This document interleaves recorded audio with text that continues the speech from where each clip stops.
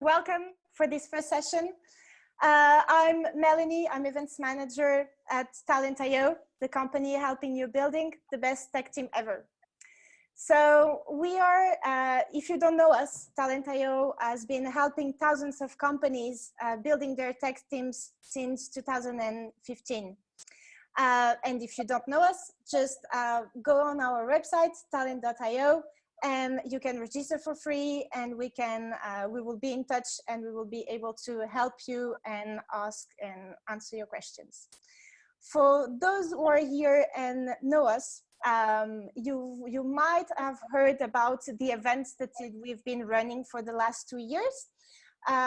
We've been running the talent talks around Paris, London, and Berlin in the last 2 years. And we were bringing some HR content to amazing professionals like you.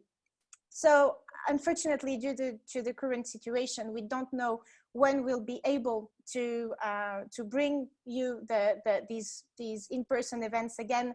So we've decided to bring this content online and make sure we can still bring you great and inspirational speakers.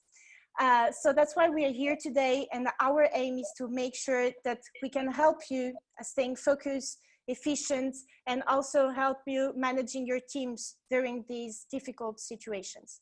So I'm happy to announce that this is the first session, but we'll be back in a weekly basis on Wednesdays and Thursdays, and every week we will bring you new expertise. So you can go on our chat. I believe my colleague is going to share the link to our blog, and there you'll be able to see all the sessions that we are preparing for you. So today we're going to spend around 40 minutes or 45 minutes together. Again, if you have any questions, just use the Q&A section, and we will answer all the questions. So we are all under the same situation at the moment. We are on a almost global lockdown. We've been working from home for the last few weeks, and we are trying to keep the same motivation as before. So the question is, how do you lead and you manage your teams during this crisis? You might have some difficulties with the communication. How do you keep everyone engaged? Lots of questions you might been asking at the moment. So to answer some of them, we have decided to invite a jet pilot for this first session. He has more than 18 years of flying experience. He had to take life or death decisions. He led young pilots into combat, and he faced a lot of different emergencies. And today, we believe that all these methods and techniques that he has developed are applicable to the corporate world. So you'll find on the chat, again, the link to his website, and you can see everything he's doing. But now I'm super happy to introduce you to Pierre-Henri, or Chuet. And I'm really happy to have you today with us. And I believe you're going to take us through a really nice journey around how to navigate, aviate, navigate, and communicate. Hi, Pierre-Henri. Hi, hi everyone, exactly Melanie. So we're together for the next 40 minutes. I hope everybody's up and ready. So I saw we have people from Berlin, from Africa, from Ireland, all those places, and we all share the same issue. We're at remote distance. What I was doing during my time in the military was flying jets, just like this one. That's a Rafale from the French Navy. And I was operating as a single seat pilot. So single seat means I'm alone in the cockpit. Unlike an airliner that I fly now for Air Canada, in a single seat aircraft, you're on your own. You have to work with other people, other wingmen, as we say, because we never go to combat alone. So we work as a team. And I'm sure you guys know what team means. T-E-A-M. Together, each achieves more. In the military, we always work as a team. And the reason why we started working as a team in fighter aircraft is because initially, about 100 years ago, we tried to send aircraft into combat on their own. And guess what was the outcome? They never came back. So next time we tried to send 2 aircraft, and we had our aircraft coming back. So we realized, oh, actually it's easier if we send several aircraft together in combat. And that's how we started this movement in the military to brief, debrief, and debrief that we're going to cover. But first and foremost, we're going to focus today on aviate, navigate, communicate, just as Melanie said. And you're going to see there are lots of parallels between your life as a human being, your life as a manager, your life as a follower or a leader, or maybe both. We're usually equally leader and follower, it depends. And the life of a fighter pilot. So I flew jets like this for 13 years in the military. I got my training in the US. I'm French and Canadian, so I do have the Canadian flag. So French flag is en route. It will be there shortly, not yet. And I flew not only Rafale, which is very high tech. So I know a lot of tech guys here today. So a lot of tech in this aircraft. Basically, the computer flies the aircraft. I'm just here to assist and do the tactics. But I started flying Super Étendard, the old-fashioned aircraft with tech from the 60s. So very different type of flying.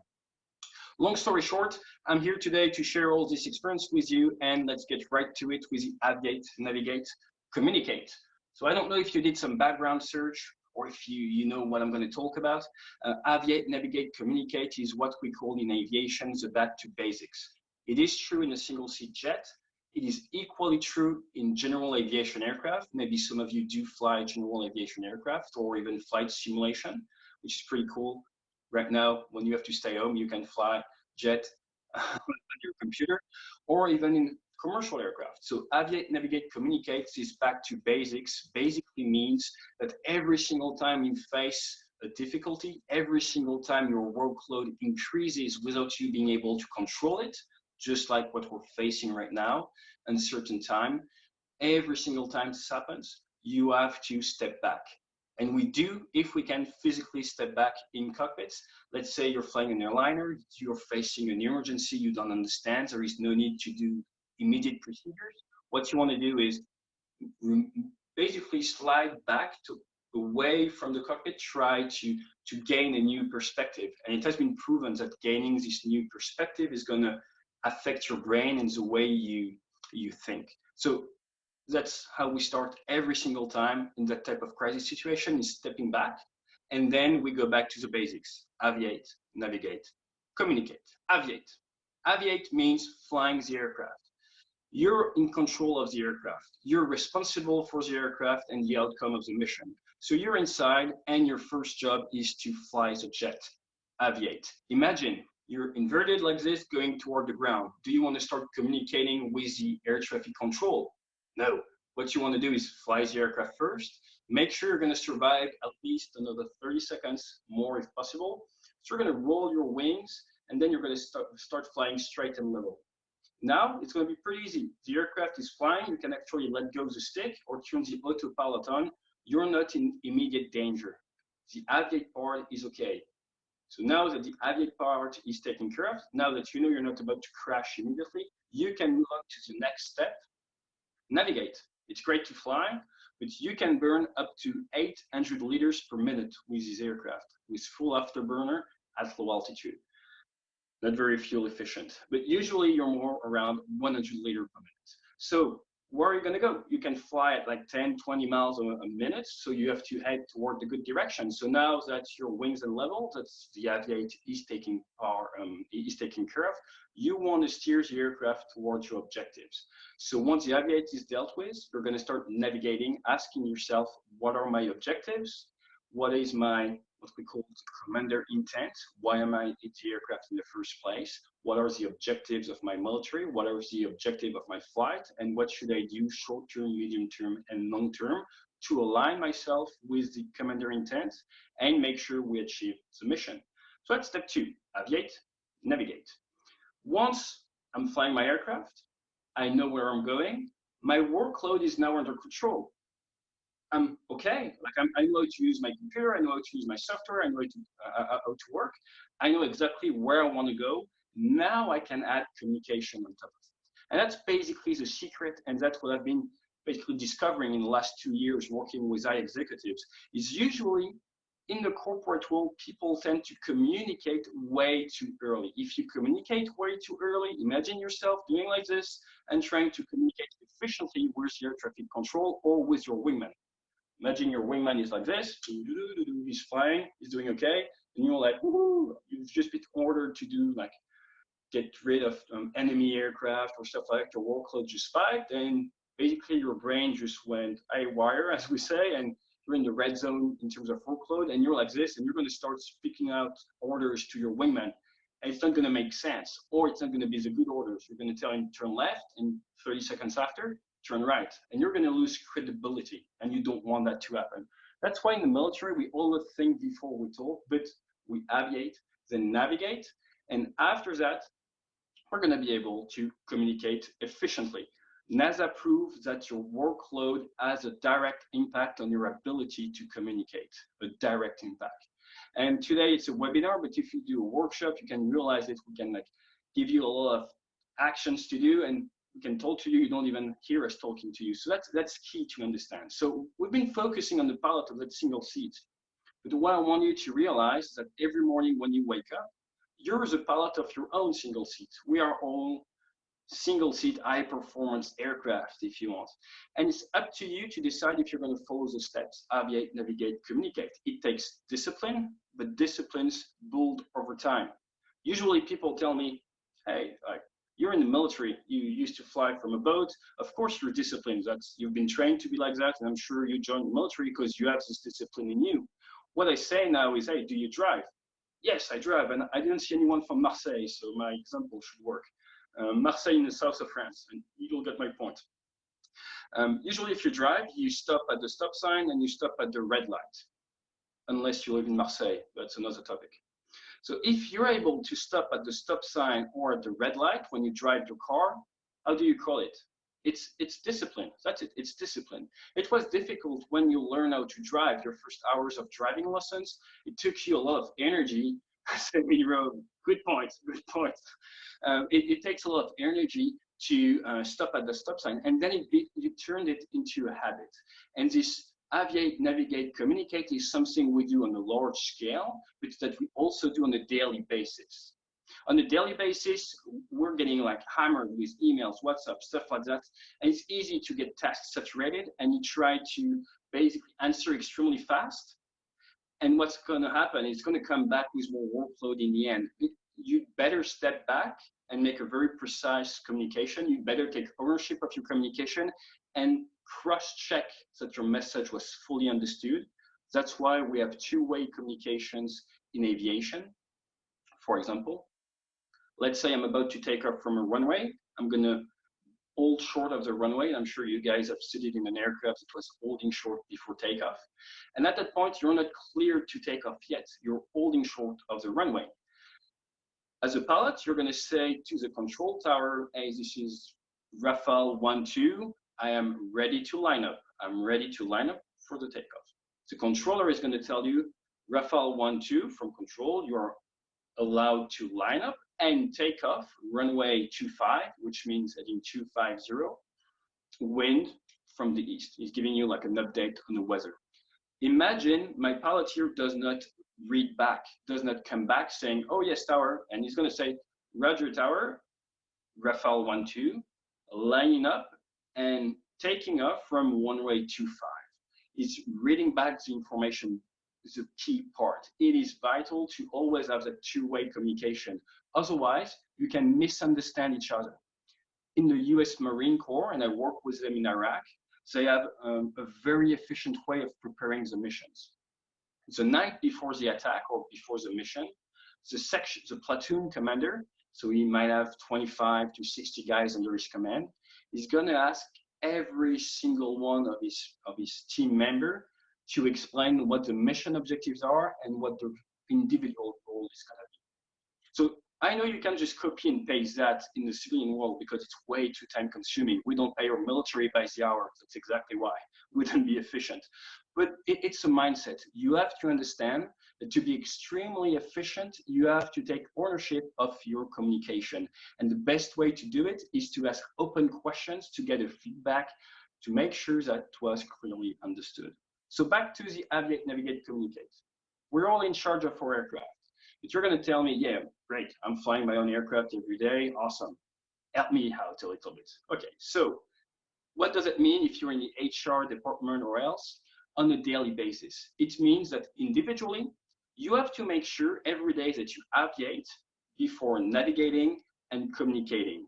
So your aviate as a human being is your physical and psychological wellness. And it has never been more important than nowadays. It is key to make sure on a daily basis that your team members are on their A game, or at least that they are aware of their percentage. What do I mean by percentage? Every morning when I wake up, I ask myself a question that we ask ourselves before every single flight, and it's, I'm safe. Is India, Mike, Sierra, Alpha, Foxtrot, Echo, I'm safe. Am I safe? I is for illness, M is for medication, S is for stress, A is for alcohol, F is for fatigue, and E is for emotion. So I basically check myself every morning, and from that I'm safe when I'm not flying, I'm gonna basically ask myself, hey, am I at 100% today? Am I at 80% today? Am I at 60% today? It's something that is pretty easy to see when you see someone at the office, but it's something that is extremely difficult to judge. And in a time like now, you don't know what's happening in every personal situation. So it is key to make sure your personnel cross-check himself and speak up if they see you're not going to be mission ready, or if they're going to be, as we say, crippled, they won't be able to fully, to be at their full potential for that day. That's something very important, is the aviate part. After that, navigate, you want to make sure they understand fully what their objectives are, and trust me on that, you cannot reinstate the objective too much. In the military, we would host 3 briefings every day. Acronym is I'm safe. I am safe, I'm safe. In the military, we brief people up to 3 times a day, and every single time we're gonna explain the commander intent, we're gonna explain why we're here, and we're gonna explain everybody's job, role, position. And by doing so, you make sure when their workload spikes, they're gonna remain aligned with the objective, and that's how you build efficiency and performance. Okay, so aviate, navigate. What about communicating for us? Like this. WhatsApp, emails, all that stuff. It's great. I know you guys use Zoom maybe, or stuff like that. Being able to see each other is great because you're going to be able to add a lot more than just sending text. Try not to overload people with emails. Spoiler alert, in my Rafale, I don't send emails, and nobody sends me email to request a strike. It doesn't work that way. It's not efficient. We use radio communication or messages, like sending the position through data links, stuff like that. But you want to be careful not to overload people with emails because it's time consuming and you're trying to keep it short. What you want to do, I talked about brief, be brief, debrief earlier, is you want to try to be as brief as possible all the time. All the time. Okay. Aviate, navigate, communicate works for a pilot. It works as a human being. It works as a team as well. The aviate of a team is all your procedure. As airline pilots, I don't know if you know that, don't be scared, but when you fly for a major airline like Air Canada, Air France, stuff like that, you usually don't know the co-pilot and the rest of the crew before, like 1 hour before showing up for takeoff, you don't know anyone. You're going to start learning who you're flying with. You're going to meet people face to face 45 minutes prior to takeoff. And in those 45, you have to get the aircraft ready, you have to taxi, you have to do all the checks, and maybe 45 minutes after that, you're going to have to face an emergency during takeoff. The only way to make it happen is to use what we call SOPs, standard operating procedures, and they are key in the military. Just to give you an example, during Hurricane Katrina in the US, the US flew helicopters from the Marines, from the Air Force, from the Coast Guard, from the Army, with crew from every branch of the military, and they mixed all the teams, it's like different companies basically. They put like an Army pilot with a Navy guy on the right seat. It's like if you want to mix yourself with people from another corporate environment. It's not something you usually do, but they thought about that initially, and everybody uses the same SOPs in the US military when it comes to flying a helicopter. So they could all interact with each other. The Aviate was dealt with. Everybody knew his individual role and position. The stress and anxiety was lowered because everybody had a very specific role and was trained for it. If one day to the other you say, oh, now we're going to start working from Zoom and all that stuff, and you didn't train your personnel to use Zoom, and you try to get right into the action, maybe some of you did, you're going to lose some performance because people don't know how to connect, people don't know they're supposed to mute your mic, all that type of stuff. And put one after the other, you're losing time, you're losing money, it's bad for performance, and people that are up to speed, they start not paying attention anymore because it's boring. So you have to be sure every single time you move toward a mission that your guys were trained and that they're up to the standards, that they're combat ready. And even if it takes a lot of time, in the military, when you fly jets, 98% of your time is trained to the standard. Again, I know you can spend 98% of your time training, but you have to understand where I'm going from. Staying at the standard is not something that happens overnight. You're going to train your personnel. You guys started working remotely about a month ago. What's going to happen is initially you learn a lot, you change your procedures a lot, you improve, and now after a month, most of you reach what we call a plateau. It's like in sports. I come from a sports background. If you run every day 10K at the same speed, you're never going to win any race. It's just the way it is. You have to vary. Basically, your muscles are going to hit the plateau, your body's going to hit the plateau, and you're not going to be able to max perform continuous climb. So if you're in charge of a team, be careful. Right now, your team might have reached the plateau, and there is a lot of stuff you can still implement, a lot of procedures you can change to outperform the competition. So to do that, you have to do what we're going to talk about next. It's a tiger pattern. Yes, it is a tiger pattern indeed. What you have to do next is brief. Let's take an example. You have a team of 5 people below you. They report to you directly. Every morning, let's say you want to start at 9 the day, you're going to show up at 9:00 on a Zoom call or something like that, and you're up for, you're 5 in the team, a 6-minute Zoom call. 6 minutes, that's it. So you start, you have 45 seconds to start the day. You're like basically setting the tone for everybody's day. Okay, guys, I hope you're doing fine. And you're going to explain the commander intent for the day, small steps. Once you're done with this, you're going to ask everybody to basically speak for about 40 seconds. How's they're doing? You want to know if somebody's at 60%, 70%, 80%, 10%. That's you want to find out as soon as possible. Then they're going to explain very fast what they want to do, what their tasks are for the day, so that everybody understands, but within 40 seconds. It has to be extremely fast. And then at the end, you do a very small close, and off you go. You just set the tone at a remote distance for the rest of the day, which is great.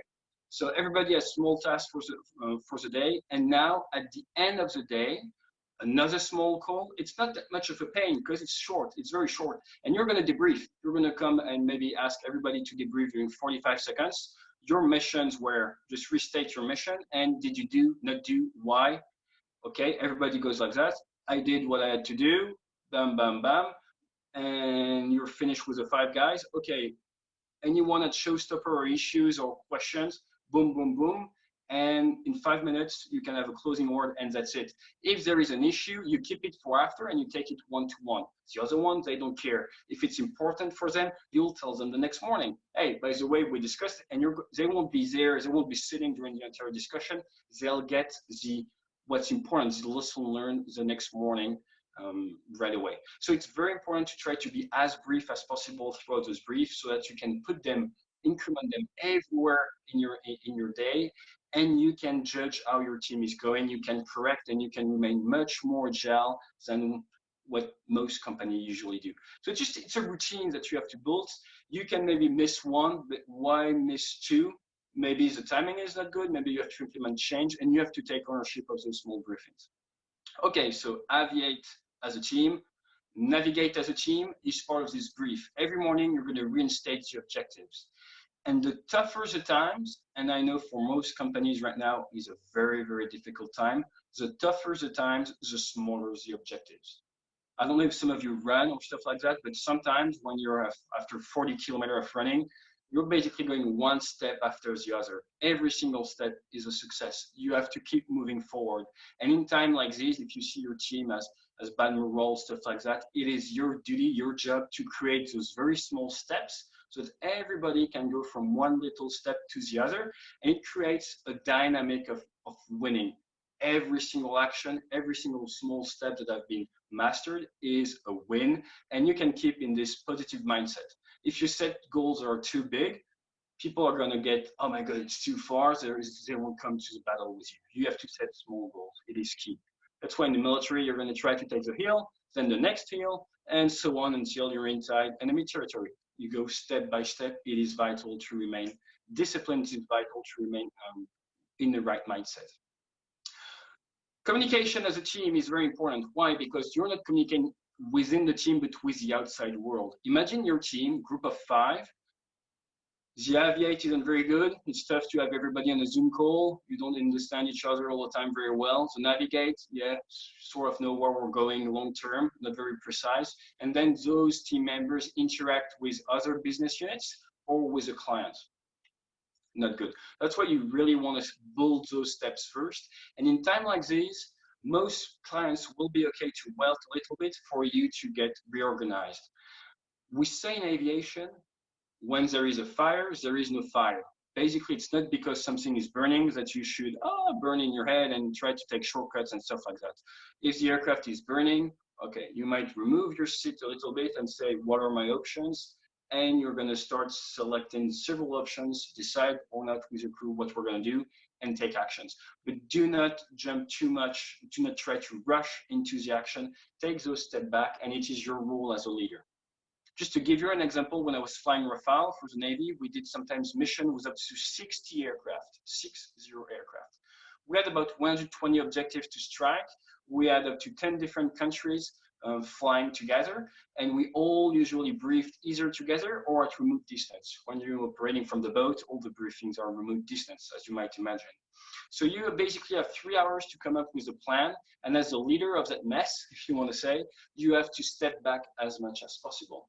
Why? Because it is your duty to anticipate as much as possible. So you want to mitigate your immediate workload to be able to go just like a chess player several times in advance. Oh yeah, so if this happens, I'm going to do this. If this happens, I'm going to do this. But to be able to do that, people shouldn't come and disrupt you every 2 minutes. So you need to have a process where people won't be able to ask you questions directly. You're going to have a filter. Somebody's going to answer their question. And if the question is worthwhile for you, then they might have access to you. It is vital. If you don't do that, you're going to get like below completely workload over your head, and it's not going to be efficient. So be careful with your workload. You're in charge of the aircraft. You're in charge of the workload. You have to be able to call the day. You have to be able to say, stop, I'll come back to you. Every single time you do that, give a time and date. That is key for your credibility.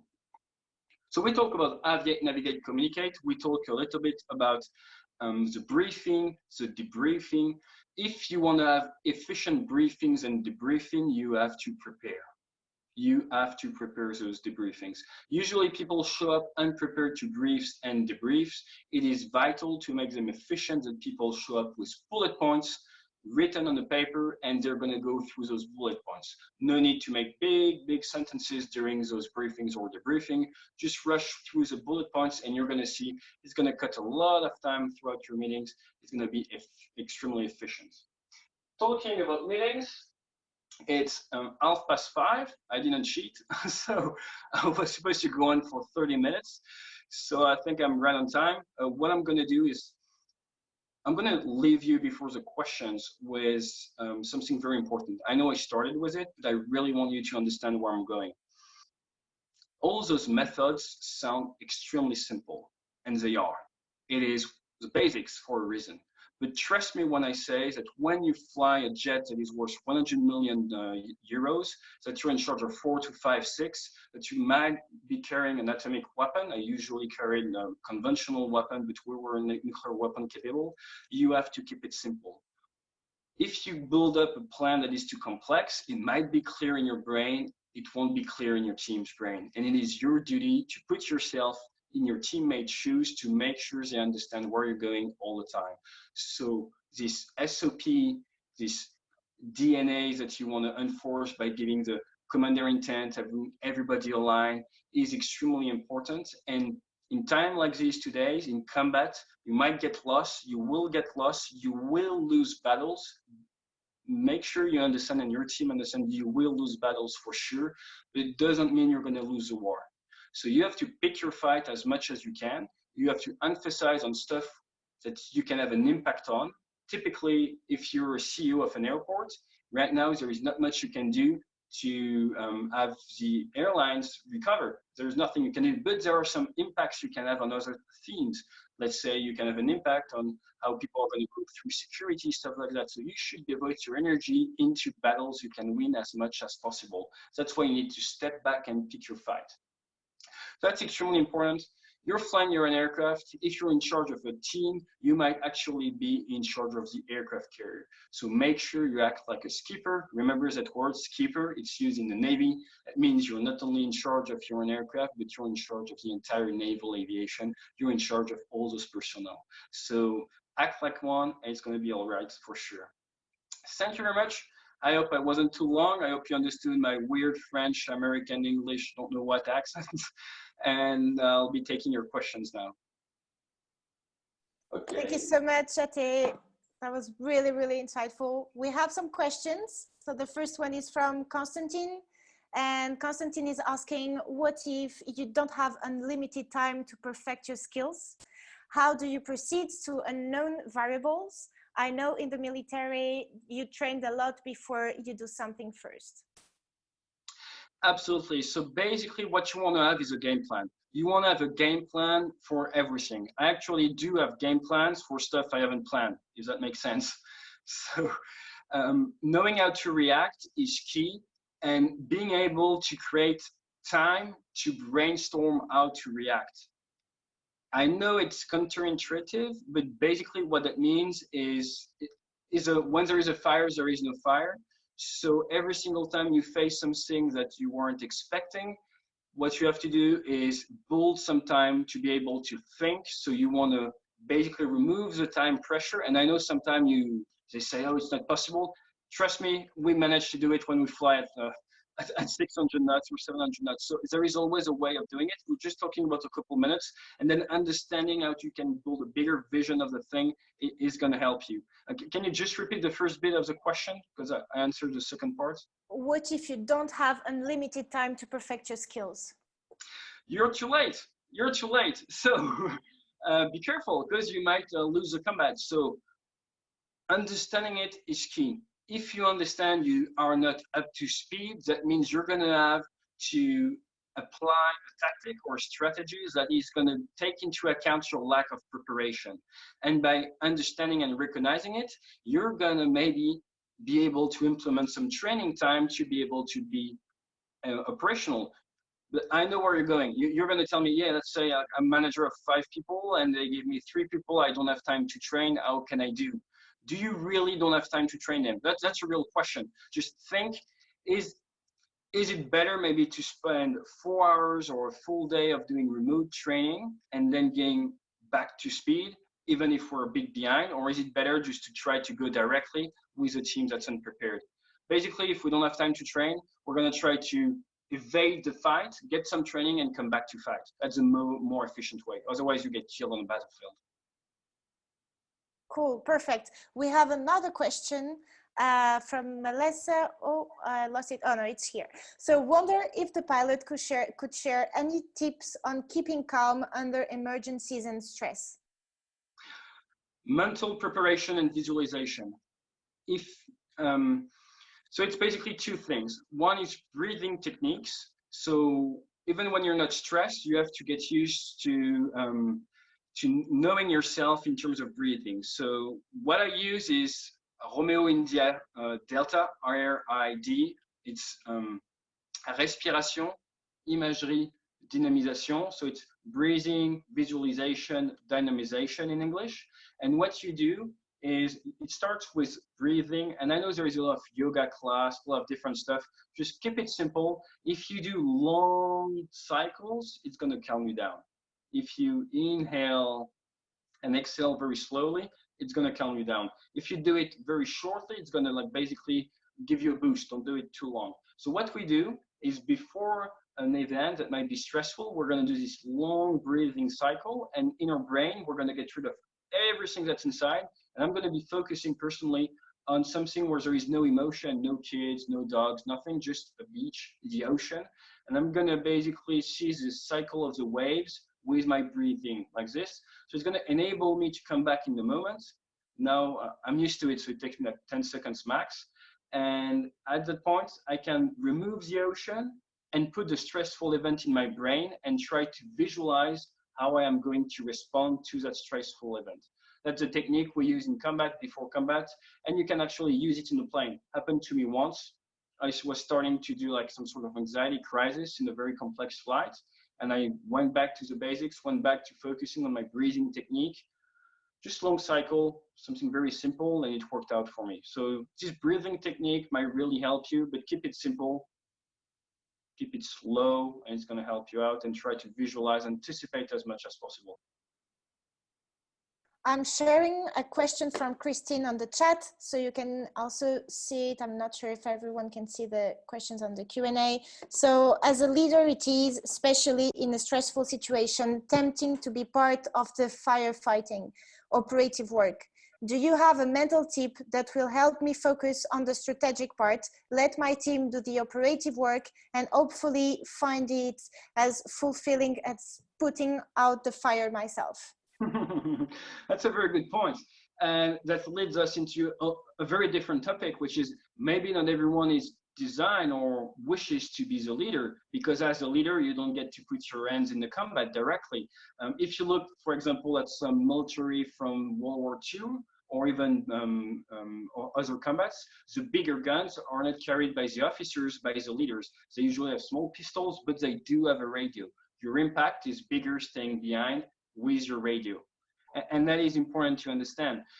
The tip I can give you, imagine you're all around the table, okay? You're brainstorming for a new idea. What you have to do is moonwalk, like Michael Jackson style. So everybody's around the table and you moonwalk like this, and you step back. And by physically stepping back from the table, the gap is going to be filled, people are going to brainstorm, and now you have a brand new perspective. You're not part of the brainstorm anymore, and your brain starts being able to build one step, two steps, three steps ahead. And that is your role as a leader. You're not supposed to be in it. And that's how we prepare every combat mission in the military. We usually know exactly where we want to go, but we're not going to tell it to our guys. We're going to have them brainstorm. We're going to moonwalk back, and then the idea is going to come from them. It's going to be more efficient, and it's going to create what we call followership, but it's a slightly different topic. So I'm going to share another question that I think is quite interesting. How to handle a team member who thinks he's superior and contributes more, but does not encourage other team members? That is very interesting. We all have toxic people in our environments. Understanding the bigger goal is key, and playing the long term. Playing the long term means basically that you're not focused on your immediate success or who's going to be better, blah, blah, blah. Your goal is to make the mission happen. So even if there is somebody that is not very nice, that is like this in your team, you still do the job, you still show up to work, you still do what you're supposed to do, and you have to adapt to that guy. There is no short-term miracles that's going to happen. You have to adapt to that guy. And eventually, if you manage to do some inception with him, if you manage to sometimes save his back, cover his back, maybe one day he did a mistake, you're going to recover that mistake for him. And you're going to be very gentle about it. Oh yeah, you did this, I did that, blah, blah, blah. And maybe one time, two times, and maybe on the third time, he's going to have two neurons that's going to like connect together, and you might realize what's happening. It's usually the best technique. Like people that do that sometimes don't do it on purpose. So it is good to do like that. Another example, another way of doing it is through the debriefings. And during the debrief, usually you're supposed to share more, but again, slightly different topic. Great. And so another question from Germain, who is asking, so there is a strong sense of hierarchy in military, in operation. How do you deal with that? And sometimes the importance of taking initiatives. So that's a very interesting point. Might seem counterintuitive, but I feel like there is more hierarchy in the commercial aviation world than in the combat operations flying jets. It doesn't seem very logical, but actually it is. The thing is, we don't have ROI. We're aiming at performance all the time with the jets. So in terms of hierarchy, it's not that much of an issue if everybody is aligned to the commander intent, to the objective. Why? Because if everybody's aligned to the same page, if you have something interesting, something very important to share, you're going to be able again to pick your battle, and you can basically do some inception to your commanding officer or your admiral. It is actually part of your duty. Let's say when I was in combat in Iraq, my admiral, he was a former captain of a submarine. So he had actually no clue how we fly combat missions in Iraq with our jets. So even though he gave me an order, this order should have been influenced by my expertise. And you see, there is a cycle, and it is my role to influence above to make sure the hierarchy isn't something bad. So if you say, oh, my hierarchy is giving me wrong orders or it's too rigid, it's because you are failing somehow to create, and it's your role to initiate this sort of loop, and it can take a long time, and it requests a lot of yes sir and followership and picking your battle. It's not easy at all, but that's how you can eventually get rid of all that hierarchy and having everybody aligned. Great, thank you so much, Ate. So we have other questions, but we want to stay on time. So we will definitely answer these questions afterwards, and we'll send the answers by email. Thank you very much, Ate, for having been with us today. It was super, super insightful. Again, we're going to share Ate's website, and also I know he has a really, really nice YouTube channel now. So I will definitely share all of these. And I want to thank you, and I want just to tell everyone that remind you that we're doing these Talent Talks online every week. And the next session is already planned for next Thursday, and it will be with Dr. Anastasia Deduchina from Consciously Digital. She's going to share her knowledge on neuroscience research and on the impact of digital distractions. And she will also give you some techniques on how to organize your team workflow in these challenging times. Last but not least, talent.io is also working on trying to gather some data around to understand how companies are dealing with this situation and this pandemic.